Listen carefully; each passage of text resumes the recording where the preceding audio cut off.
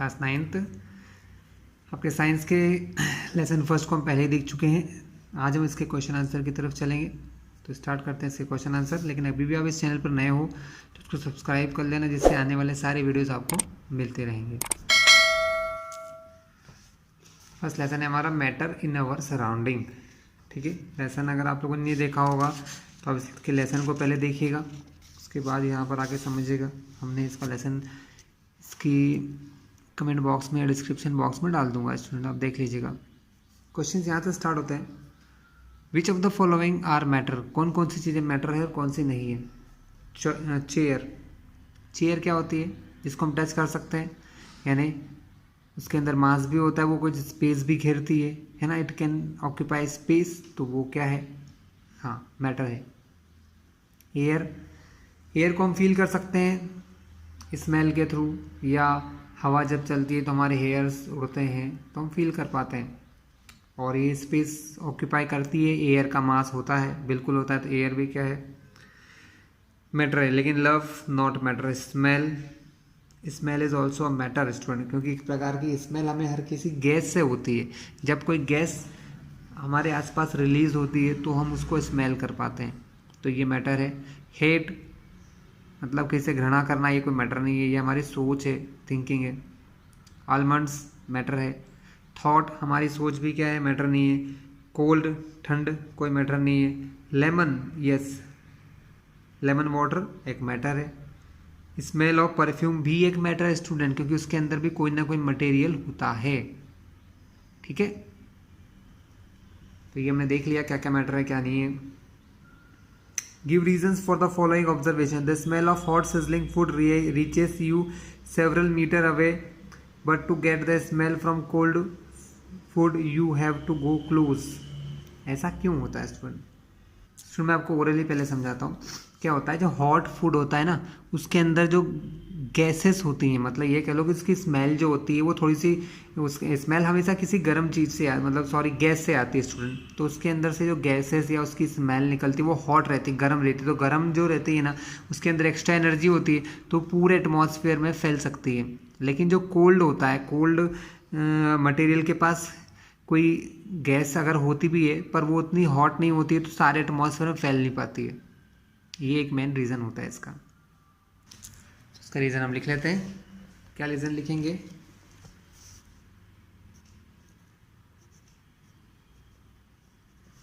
The hot food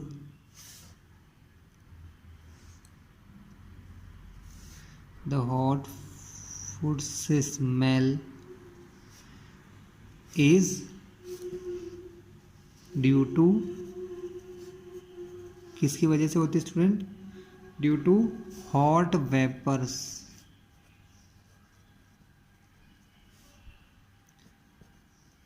that can be spread due to kinetic energy, क्योंकि उनके अंदर क्या होती है, kinetic energy. But cold food does not have vapors। ठीक है, तो हॉट फूड के पास क्या होता है? The hot food smell is due to hot vapours that can be spread due to kinetic energy. मतलब उनके पास काइनेटिक एनर्जी होती है, इसकी वजह से वो पूरे एटमॉस्फेयर में फैल सकती हैं। ठीक है, और कोल्ड फूड के अंदर ये नहीं होती, इसलिए वो ऐसा नहीं कर पाता है student. A diver is able to cut through water in swimming pool, which property of matter does this observation show. ये शो करता है कि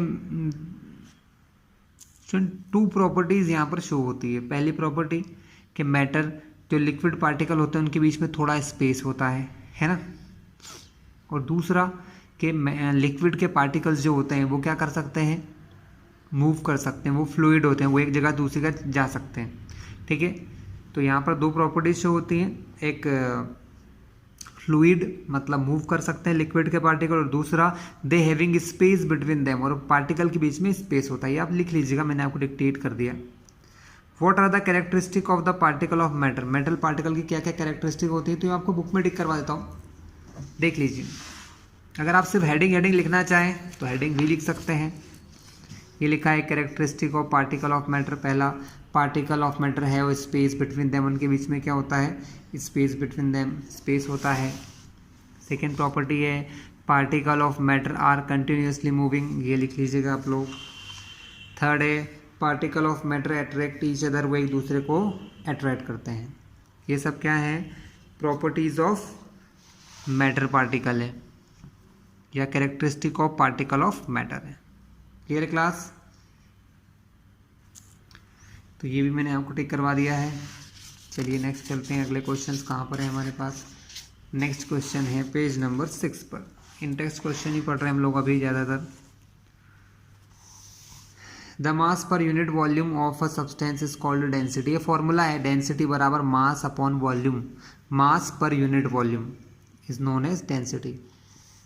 तो हमको अरेंज करना है, कुछ मटेरियल्स हमको दिए हैं यहाँ पर इंक्रीजिंग डेंसिटीज़ में। इंक्रीजिंग डेंसिटी मतलब जिनकी डेंसिटी बढ़ती जा रही, सबसे कम डेंसिटी पहले। तो स्टूडेंट पहले नेम पढ़ लेते हैं। Air, exhaust from chimneys, Honey, water, chalk, cotton and iron. देखिए स्टूडेंट, डेंसिटी किसकी ज़्यादा होती किसकी कम होती पहले वो समझ लीजिए। मोस्ट ऑफ द केसेस में गैसेस जो होती हैं उनकी डेंसिटी कम होती है, लिक्विड की थोड़ी ज़्यादा होती है और सॉलिड की सबसे ज़्यादा मानी जाती है। ठीक है, लेकिन सॉलिड भी बहुत प्रकार के होते हैं, है ना, डिफरेंट डिफरेंट। बट फिर भी यहाँ पर जो एयर है, एयर एग्जॉस्ट फ्रॉम चिमनी, ये गैस है तो सबसे कम तो इसी की होगी। तो एयर एग्जॉस्ट फ्रॉम चिमनी, सी हमारा क्या होगा, सबसे पहले आएगा। इसके बाद Honey, water, chalk, cotton, iron. इनमें क्या दिख रहा है आपको, कॉटन जो है, कॉटन भी इनसे हल्का ही होगा। ये कॉटन, रुई, आप जानते हैं कॉटन रुई भी ज़्यादा हैवी नहीं होता है। तो सबसे पहले लिखोगे एयर एग्जॉस्ट फ्रॉम चिमनी, उसके बाद लिखेंगे कॉटन, कॉटन के बाद Honey, water, chalk, iron. Chalk एक सॉलिड है लेकिन चॉक बहुत हल्की होती है स्टूडेंट, तो थर्ड नंबर पे आएगा चॉक। फोर्थ नंबर पर हम लिख सकते हैं वाटर, क्योंकि हनी जो होता है वाटर से ज़्यादा हैवियर होता है, उनकी डेंसिटी ज़्यादा होती है। आपने देखा होगा पानी और वाटर में से कौन ज़्यादा गाढ़ा होता है, honey is more.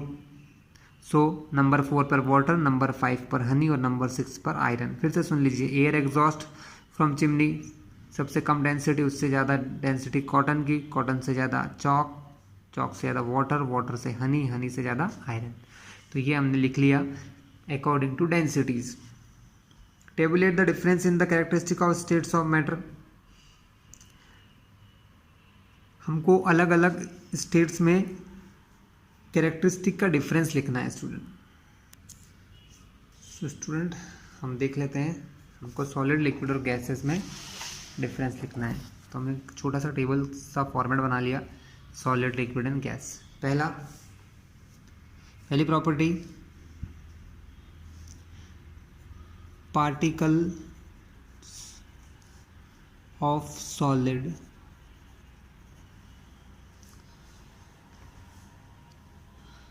have no space between them। इस नो को नेग्लिजिबल भी कर सकते हो कि उनके बीच में कोई स्पेस नहीं है। दूसरा, particle of liquid, particles of liquid have spaces more than solid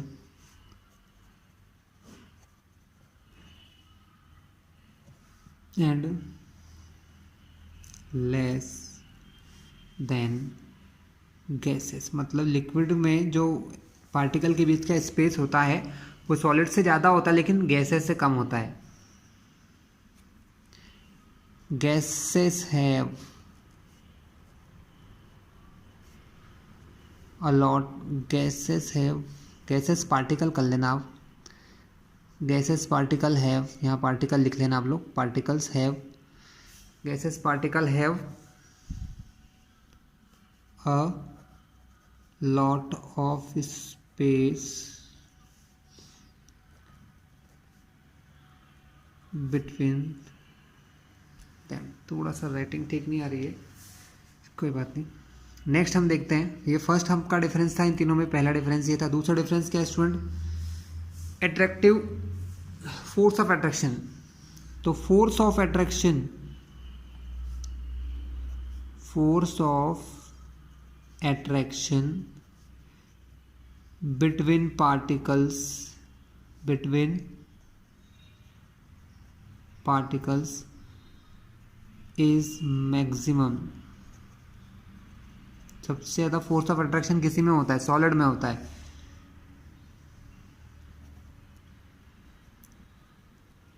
liquid particles have less force of attraction, इनके अंदर कम फोर्स ऑफ अट्रैक्शन होता है देन सॉलिड, इनके अंदर सॉलिड से कम फोर्स ऑफ अट्रैक्शन होता है। स्टूडेंट मैं लिख रहा हूँ, उसके बाद फिर एक साथ आपको समझा दूंगा। Gases have negligible force of attraction, उनके अंदर फोर्स ऑफ अट्रैक्शन बिल्कुल नेग्लिजिबल होता है, बहुत कम होता है। They have fixed shape and volume, solid का शेप और वॉल्यूम फिक्स्ड होता है। Liquid have fixed volume but no fixed shape, इनके अंदर कोई शेप फिक्स नहीं होता, वॉल्यूम फिक्स होता है ना। They have not fixed shape and volume, उनका वॉल्यूम और शेप दोनों ही फिक्स नहीं होते हैं स्टूडेंट। इनकम्प्रेसिबल होते हैं, कंप्रेस नहीं होते हैं, ये कंप्रेसिबल है और ये हाईली कंप्रेसिबल है, मतलब बहुत ज़्यादा इनको कंप्रेस किया जा सकता है गैसेस को। They can not flow therefore called rigid, ये फ्लो नहीं होते हैं इसलिए इनको रिजिड कहते हैं।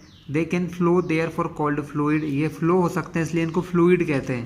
और ये भी वही है same, they can flow therefore called fluid. तो ये तो हमारा डिफरेंस था स्टूडेंट जो हमने देखा है। चलिए आगे की तरफ चलते हैं। नेक्स्ट क्वेश्चन क्या है हमारा? Comment upon the following: rigidity, compressibility, fluidity, filling a gas container, shape, kinetic energy, shape, kinetic energy and density. Student rigidity का मतलब होता है कि कोई ऑब्जेक्ट फ्लो नहीं होता है, जो ऑब्जेक्ट फ्लो नहीं होता है उसको रिजिड कहते हैं, इस प्रॉपर्टी को रिजिडिटी कहते हैं। तो आप क्या लिखोगे? तो हम लिखेंगे रिजिडिटी, रिजिड, रिजिडिटी। तो रिजिडिटी क्या हो गया? It is a property, it is a property by virtue of this, इसकी वजह से, बाय वर्च्यू ऑफ दिस, जिसकी वजह से any object can not flow, मतलब ऐसी प्रॉपर्टी जिसकी वजह से कोई ऑब्जेक्ट फ्लो नहीं कर सकता। फ्लो यानी होता बहना, जैसे पानी बहता है ना, वैसे ये फ्लो नहीं कर सकता। उस प्रॉपर्टी को कहते हैं रिजिडिटी। रिजिडिटी मतलब कड़क रहना, अपनी स्पेस को छोड़ना नहीं, अपनी जगह से फ्लो नहीं करना। ठीक है, that is a property by virtue of this any object can not flow, जिसकी वजह से कोई भी ऑब्जेक्ट फ्लो नहीं हो सकता है। कंप्रेसिबिलिटी, तो क्या होता है स्टूडेंट? कंप्रेसिबिलिटी का मतलब कि कोई ऑब्जेक्ट अगर कंप्रेस हो सकता है, मतलब उसके वॉल्यूम को कम किया जा सके। अब किसी के वॉल्यूम को कैसे कम किया जा सकता है? वॉल्यूम को कम करने के लिए हम उसके स्पेस, उनके पार्टिकल के बीच के स्पेस को कम कर सकते हैं ना। So again it is a property by virtue of this any object, मतलब कोई भी ऑब्जेक्ट है उसको कंप्रेस किया जा सकता है। Any object can be compress, means we can decrease its volume, decrease its volume. Compress करने का मतलब होता है उसका वॉल्यूम कम करना है स्टूडेंट, क्या करना है, उसका वॉल्यूम को डिक्रीज करना। तो कंप्रेसिबिलिटी हो गया हमारा। फ्लूइडिटी, रिजिडिटी का अपोजिट है, it is a property by virtue of this any object can flow, सिर्फ इतना आएगा यहाँ पर, नॉट हटा देना आप लोग, फ्लो लगा लेना, तो ये आप खुद कर लेना। फ्लूइडिटी में सिर्फ क्या लिखोगे, सेम यहाँ लिखोगे, it is a property by virtue of this any object can flow, कोई भी ऑब्जेक्ट क्या कर सकता है, फ्लो कर सकता है, फ्लूइडिटी हो गया। Filling of a gas container, next है filling of gas. Filling of gas को क्या बोलोगे, इन एनी क्लोज्ड कंटेनर, मतलब किसी भी क्लोज कंटेनर में, when we put gas particle, it is called, इसको हम क्या कह सकते हैं, फिलिंग ऑफ गैस कंटेनर, क्योंकि आप सभी जानते हैं कि अगर हम किसी कंटेनर में कोई गैस डालेंगे तो वो उसकी पूरी जगह को घेर लेता है, पूरे स्पेस को कवर कर लेता है, ठीक है। शेप, काइनेटिक एनर्जी और डेंसिटी, तीन चीज़ें हमें और देखना है। शेप क्या होता है, देखिए डेंसिटी का फॉर्मूला तो आपको पहले क्वेश्चन में ही मिल जाएगा, बाकी हम पहले शेप देख लेते हैं। तो शेप क्या होता है, is a structure of matter, structure of any matter, है ना, फ्रॉम आउटर साइड, कि वो बाहर से कैसा दिख रहा है, आउटर साइड से उसका स्ट्रक्चर कैसा है, वो किसी का शेप होता है। जैसे इस पेन की आउटर बनावट देखिए, ये इसका शेप है, इसका शेप देख रहे हैं आप पेन का, है ना, ये इसकी बनावट जो है, आउटर बाहर की बनावट जो है उसका शेप कहलाती है, ठीक है। इसके अलावा आता है kinetic energy, kinetic energy, energy due to motion of particle, motion of particle, particle की मोशन की वजह से जो एनर्जी होती है ना, उसे कहते हैं काइनेटिक एनर्जी। काइनेटिक एनर्जी मतलब किसी भी चीज़ के मोशन, पार्टिकल हम एक नाम दे देते हैं कि साइंस में पार्टिकल चलता है, तो energy due to motion of particle, particles की मोशन की वजह से जो एनर्जी हमको मिलती है वो होती है उनकी पार्टिकल्स की काइनेटिक एनर्जी। और डेंसिटी क्या होता है, density is the mass per unit volume, density होता है मास अपॉन यूनिट वॉल्यूम, पर यूनिट वॉल्यूम। इसकी यूनिट क्या होती है, तो मास क्या होता है, मास हमेशा आती है तो ग्राम में आता है, किलोग्राम में, तो हम मान लेते हैं कि मास किलोग्राम में आता है। और यूनिट वॉल्यूम क्या होता है, वॉल्यूम होता है हमारा लीटर में, लीटर के अलावा भी बहुत सारी चीज़ों में होता है, सेंटीमीटर क्यूब में होता है, मीटर क्यूब में भी होता है, तो इसकी बहुत सारी यूनिट बन सकती हैं, किलोग्राम पर लीटर, किलोग्राम पर सेंटीमीटर क्यूब, किलोग्राम पर मीटर क्यूब, किलोग्राम की जगह ग्राम भी आ सकता है, तो यहाँ पर स्लैश करके ग्राम भी लगा लो, ग्राम पर लीटर, ग्राम पर सेंटीमीटर क्यूब, ग्राम पर मीटर क्यूब, और लीटर के अलावा इसमें मिलीलीटर भी आ सकता है, ml, तो ये सब इसकी यूनिट हो जाएगी स्टूडेंट। फॉर्मूला है मास अपॉन यूनिट वॉल्यूम, मास को या तो ग्राम में लोगे या किलोग्राम में, और वॉल्यूम को ले सकते हो मिलीलीटर में, लीटर में, सेंटीमीटर क्यूब में और मीटर क्यूब में, ये सब चीज़ें हम लोग ले जा सकती है। Give reason, a gas fills completely the vessel in which it is kept. क्यों ऐसा होता है, क्योंकि ऐसा इसलिए है क्योंकि गैस के पार्टिकल का एक दूसरे से कोई अट्रैक्शन नहीं है, तो वो कितनी भी जगह में फैल सकते हैं। तो इसका रीज़न क्या लिखोगे, क्वेश्चन नंबर 3 का ए, तो रीज़न है gas particle do not have force of attraction, so they can be moved through whole volume, इसलिए वो पूरे वॉल्यूम में घूम सकते हैं, इसलिए वो पूरे वॉल्यूम में भर जाते हैं. So they can be move through whole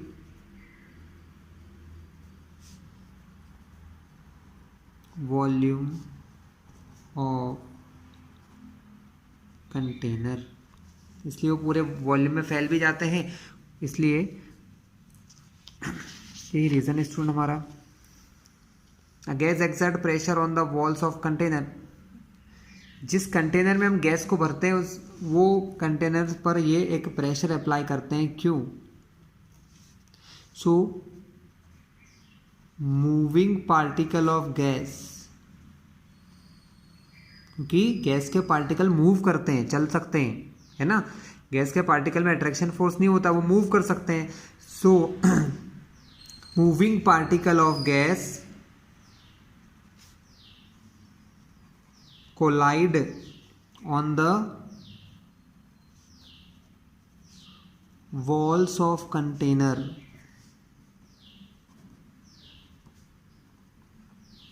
वो उनकी वॉल से टकराते हैं. Therefore, इस वजह से ही वो उस पर एक प्रेशर अप्लाई करते हैं. Therefore,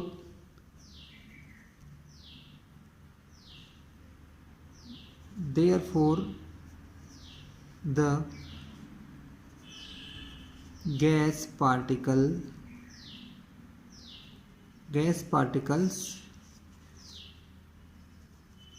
apply pressure on the walls of container. ठीक है स्टूडेंट, क्योंकि वो जब उससे टकराते हैं तो उस पर फोर्स लगाते हैं, फोर्स जब लगाते हैं वो तो उससे प्रेशर क्रिएट होता है. तो सिंपली बात है कि moving particle of gas collide on the walls of container, वो वॉल्स कंटेनर की वॉल से टकराते हैं. Therefore the gas particle apply pressure on the walls of container, इसलिए वो उस पर प्रेशर अप्लाई करते हैं स्टूडेंट. ठीक है, इजी था. सी क्या है देख लेते हैं. A wooden table should be called a solid. Wooden table को सॉलिड क्यों कह सकते हैं? ये तो बहुत easy student. Because it can not move by its own, वो अपने आप मूव नहीं कर सकती है.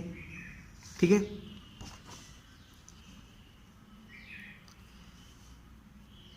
क्या लिखोगे? Because its particle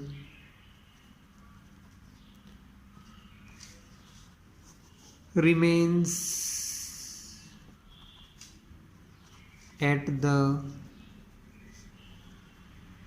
same place, वो उसके पार्टिकल एक ही प्लेस पर रहते हैं, है ना. कैन नॉट मूव, मूव नहीं करते हैं. So because its particle remains at the same place, therefore we can say that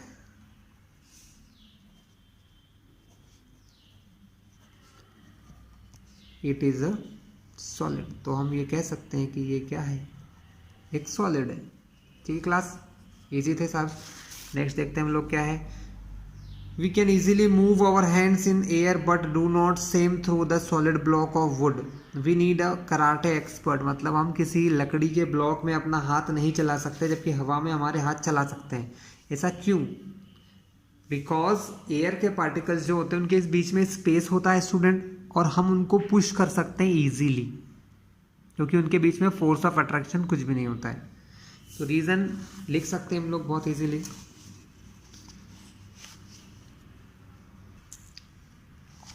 तो स्टूडेंट का रीज़न क्या है?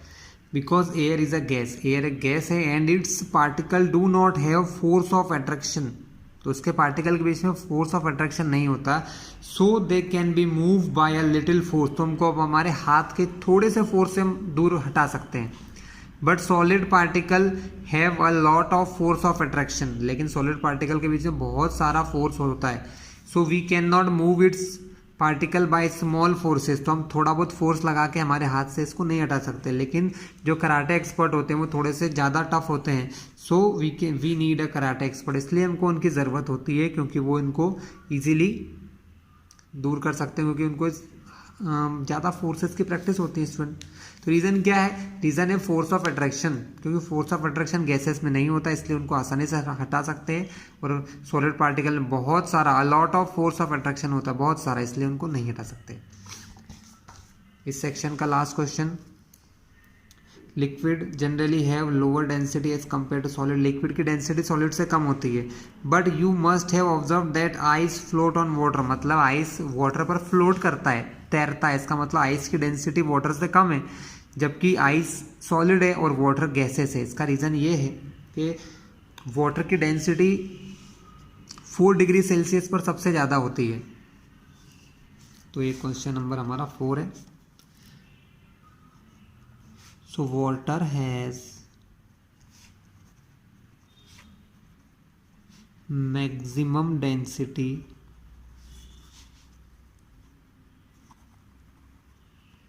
at 4 degree Celsius, 4 degree Celsius पर इसकी डेंसिटी सबसे ज़्यादा होती है, एंड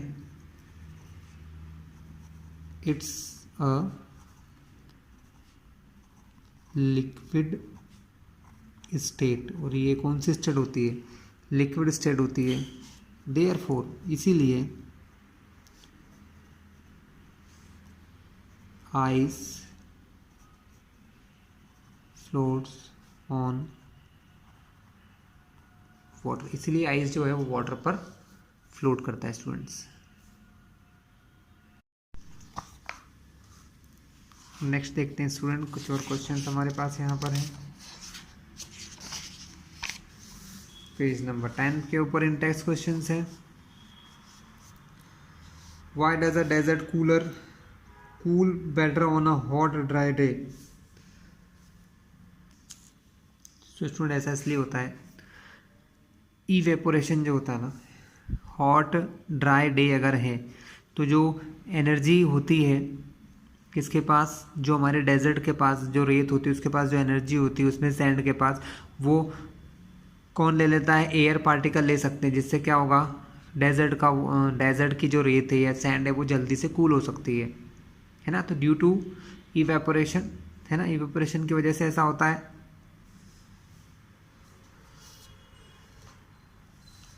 तो रीज़न क्या लिखेंगे, हमारा ये फर्स्ट क्वेश्चन इसको इन टेक्स्ट का रीज़न आप लिख सकते हो, on this time, so on this time heat of sand particle can easily be taken by air particle, मतलब इस टाइम पे क्या होता है, हीट जो होती है सैंड पार्टिकल के पास में वो एयर पार्टिकल आसानी से ले सकते हैं। रीज़न क्या है, इंक्रीज्ड रेट ऑफ इवेपोरेशन, क्योंकि इस समय इवेपोरेशन का रेट बहुत इंक्रीज हो जाता है, इसलिए इवेपोरेशन का रेट जितना इंक्रीज होगा उतनी ज़्यादा हीट किसी पार्टिकल से दूसरे पार्टिकल में जा सकेगी, जैसे कि सैंड के पार्टिकल की हीट एटमॉस्फेयर में फैल जाती है। ठीक है स्टूडेंट, सेकंड क्वेश्चन देखते हैं, how does the water kept in an earthen pot matka become cool during the summer. तो रीज़न क्या है स्टूडेंट, रीज़न ये है कि जो मटका होता है या अर्थन पॉट होता है उसके अंदर स्मॉलर छेद मान सकते हो, बहुत टाइनी स्मॉलर होल्स होते हैं। ठीक है, तो उन होल्स में क्या होता है, वाटर जो उसके अंदर फिल होता है ना, जो मटके में पानी रखा वो उसके अंदर भर जाता है, और एयर जो उसके आसपास होती है वो उस वाटर की एनर्जी ले लेती है, उस वाटर के अंदर जो एनर्जी होती है वो गेन कर लेती है, जिससे वाटर कूल हो जाता है। ठीक है, तो रीज़न में क्या लिख सकते हैं हम लोग, so earthen pot have very tiny holes,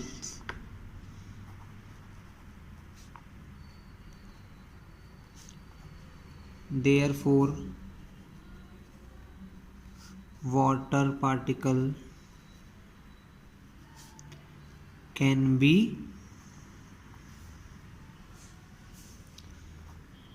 फिल्स in this holes, और वाटर के जो पार्टिकल्स है वो इन होल्स में फिल हो जाते हैं।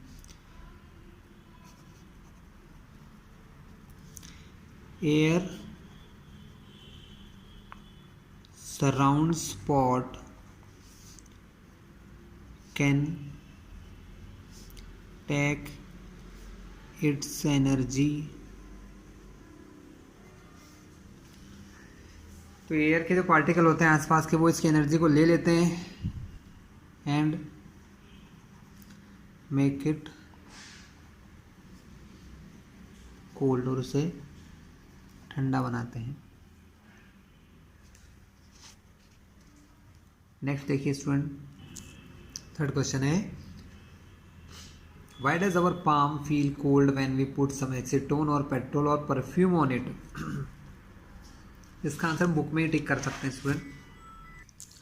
इसका रीज़न है द पार्टिकल जो होते हैं gain energy from your palm, मतलब उनको अपने हाथ से एनर्जी लेते हैं और सराउंडिंग एंड इवेपोरेट, और इवेपोरेट हो जाते हैं। और हमारे हाथ से जब वो हमारी एनर्जी ले लेंगे तो हमें कैसा फील होगा, हमें ठंडा फील होगा, causing the palm to feel cold. तो ये जो आंसर है आपके थर्ड का आंसर लिख सकते हैं। क्वेश्चन ऊपर ही दिया है, what happens when you pour some acetone on your palm. तो ये एसीटोन, पेट्रोल, ये सब एक ही तरह की चीज़ें हैं, है ना। Why are we able to sip hot tea और milk faster from a saucer rather than a cup. So student, इसका रीज़न क्या है कि जो सॉसर होता है उसका सरफेस एरिया ज़्यादा होता है, इसलिए जो हॉट टी है वो जल्दी से ठंडी हो सकती है, ठीक है, रेदर देन अ कप। तो ऐसा क्यों होता है, रीज़न क्या लिखोगे। इट इज क्वेश्चन फोर्थ का आंसर है ये। So saucer has more area than a cup, मतलब कप में आप टी या मिल्क को पीते हैं या किसी सॉसर यानी किसी प्लेट में पीते हैं, तो सॉसर के पास ज़्यादा एरिया होता है, has more area than a cup, therefore evaporation is faster in saucer। तो evaporation saucer में कैसा होता है, थोड़ा फास्ट होता है। evaporation is faster in saucer, so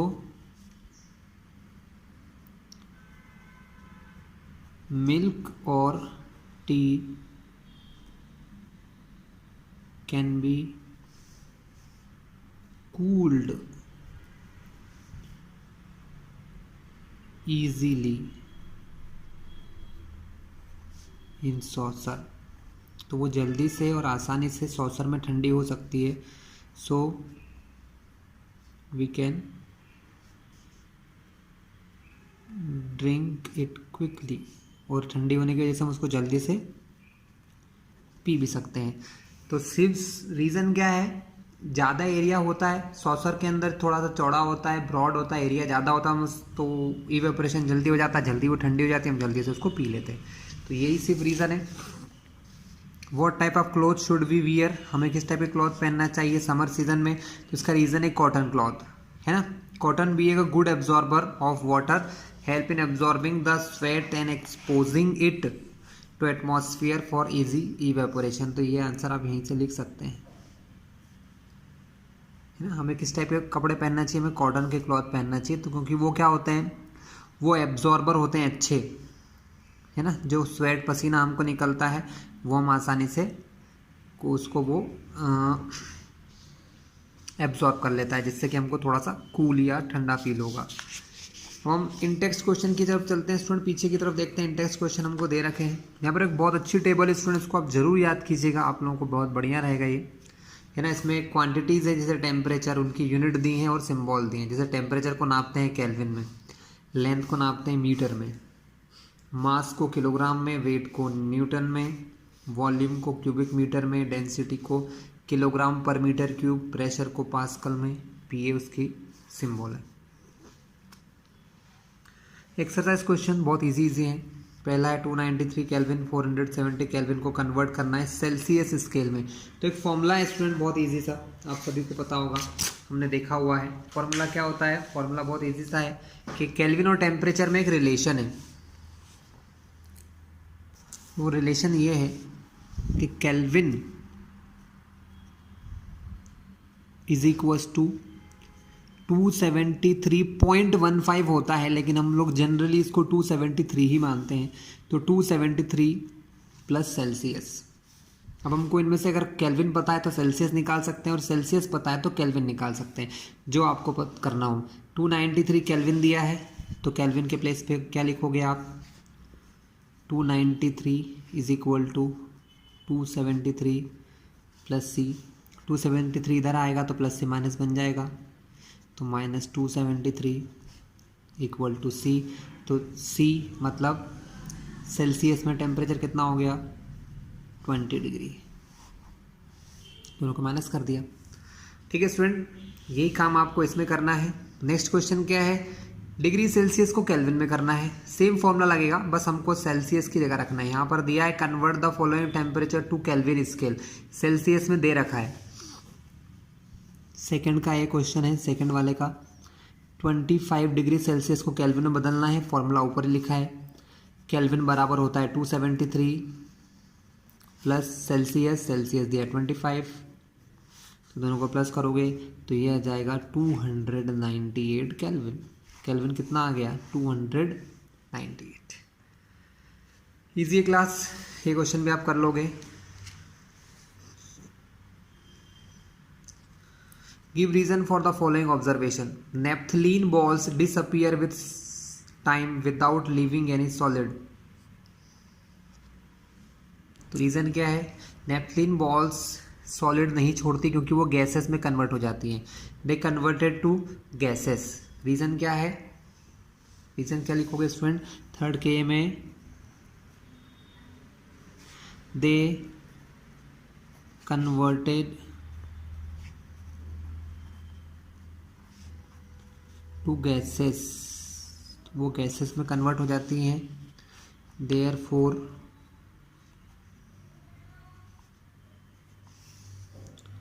not give any solid residue, तो कोई सॉलिड रेसिड्यू नहीं देती है। बी क्वेश्चन क्या है थर्ड का? We can get the smell of perfume sitting several metres away. ये मैं पहले ही बता चुका हूँ, जो इंटेस्ट क्वेश्चन थे कि हमें हॉट सिजलिंग फूड की स्मेल बहुत दूर तक क्यों आती है, क्योंकि ये इस परफ्यूम जो होता है गैस होता है, और गैस कहीं पर भी जा सकती है। So perfume particles are gases particle, वो गैसेस के पार्टिकल होते हैं। So they can move anywhere, वो कहीं पर भी जा सकते हैं। So they can move anywhere, वो कहीं पर भी जा सकते हैं। देयरफॉर, इसके बाद ये लाइन लिख देना, therefore we can get smell of perfume sitting several metre away, इसलिए हम उसको बहुत दूर दूर तक स्मेल कर सकते हैं। Arrange the following substances in increasing order of forces of attraction between the particle. इनके पार्टिकल के बीच में फोर्स ऑफ अट्रैक्शन किस में ज़्यादा होता है? वाटर, शुगर या ऑक्सीजन? तो सबसे कम होता है ऑक्सीजन में, उससे थोड़ा कम, थोड़ा सा ज़्यादा वाटर में, और सबसे ज़्यादा होता है शुगर में, क्योंकि ये गैस है, ये लिक्विड और ये सॉलिड है। ये आप लिख लीजिएगा। What is the physical state of water? 25 degree पर लिक्विड होता है रूम टेम्परेचर, 0 डिग्री पर सॉलिड होता है मतलब आइस, और 100 डिग्री पर वो भाप बन जाता है, वाटर की वेपर्स बन जाता है। Student, give 2 reason to justify water at room temperature is liquid. Next देखते हैं student, water at room temperature is liquid. Water room temperature पर लिक्विड क्यों होता है? क्योंकि रूम टेम्परेचर होता है अराउंड 25 से 30 डिग्री सेल्सियस, है ना। Because it's freezing point 0 degree, मतलब फ्रीजिंग यानी वो बर्फ़ कितने डिग्री पर बनेगा, 0 डिग्री पर। और बॉयल मतलब वेपर गैस में कब चेंज होगा, 100 डिग्री पर, यानी 0 से 100 के बीच में वो लिक्विड रहता है। Therefore in between these, इन दोनों टेम्परेचर के बीच में वो क्या रहता है, लिक्विड, इसलिए रूम टेम्परेचर पर लिक्विड होता है। नेक्स्ट क्वेश्चन आयरन का है कि आयरन जो है वो रूम टेम्परेचर पर सॉलिड क्यों रहता है, क्योंकि इसका फ्रीजिंग या melting point more than the room temperature, क्योंकि इसका मेल्टिंग पॉइंट मतलब आयरन जो है वो सॉलिड से लिक्विड कब बनता है, more than room temperature, room temperature से ज़्यादा टेम्परेचर पर वो क्या बनता है स्टूडेंट, लिक्विड बनता है, इसलिए रूम टेम्परेचर पर वो क्या रहेगा, solid. Why is ice at 273 Kelvin is more effective in cooling, ice ज़्यादा इफेक्टिव क्यों होता है कूल होने में, क्योंकि आइस के पास एक्स्ट्रा पावर है एनर्जी गेन करने की, क्योंकि आइस पहले वाटर बनेगा, 0 डिग्री पर आइस भी रहता है, 0 डिग्री पर वाटर भी रहता है, लेकिन 0 डिग्री पर जो आइस रहता है उसके पास ज़्यादा एबिलिटी है हीट गेन करने की, ज़्यादा एबिलिटी हीट गेन करने के लिए, इसलिए वो ज़्यादा इफेक्टिव है। तो रीज़न क्या है, because ice need more heat in the form of latent heat, मतलब आइस क्या कर सकता है, ज़्यादा हीट गेन कर सकता है लेटेंट हीट के फॉर्म में, लेटेंट हीट ऑफ फ्यूजन के फॉर्म में। Therefore it is more effective, वो ज़्यादा हीट गेन कर सकता है आइस से, इसलिए वो ज़्यादा इफेक्टिव है। What produces more sewer burn, कौन ज़्यादा बर्न प्रोड्यूस कर सकता है, बॉइलिंग वाटर या स्टीम, तो स्टीम, क्योंकि दोनों का टेम्परेचर तो 100 ही होता है, लेकिन स्टीम के अंदर क्या होता है, लेटेंट हीट ऑफ वेपोराइजेशन होती है, इसलिए उसके अंदर ज़्यादा एनर्जी होती है गर्म पानी से भी। तो 8th का आंसर स्टीम हो जाएगा। चलिए स्टूडेंट, लास्ट क्वेश्चन क्या है, यहाँ पर A B C D E और F कुछ डायग्राम दिया है। सो A लिक्विड है, सो स्टूडेंट सॉलिड से लिक्विड बनने को यहाँ ए बोला है, तो सॉलिड से लिक्विड बनने को कहते हैं लिक्विफिकेशन, है ना, लिक्विफिकेशन। तो ए को हम कह सकते हैं लिक्विफिकेशन, है ना, या मेल्टिंग भी कह सकते हैं, मेल्ट होना, सॉलिड से लिक्विड मेल्ट और लिक्विफिकेशन दोनों होता है। और लिक्विड से सॉलिड बनना फ्रीजिंग होता है ना, लिक्विड से सॉलिड बनना फ्रीजिंग, तो डी को हम क्या कहेंगे, फ्रीजिंग कहेंगे। ए सॉलिड से सीधा गैस बनने को क्या कहते हैं स्टूडेंट, सब्लिमेशन, ठीक है, सब्लिमेशन कहते हैं। और गैस से सॉलिड बनने को भी सब्लिमेशन ही कहा जाता है, तो दोनों को आप सब्लिमेट कह सकते हो। लिक्विड से गैस होना बी वेपोराइजेशन, गैस से लिक्विड होने को लिक्विफिकेशन, तो ये सी हमारा लिक्विफिकेशन, बी हमारा हो गया वेपोराइजेशन, ठीक है। इन टर्म हमको बोलना था तो मैंने बता दिया। ठीक क्लास, तो यहाँ ये वीडियो एंड होता है। नेक्स्ट वीडियो में हम लोग लेसन 2 के बारे में कुछ क्वेश्चन आंसर देखेंगे।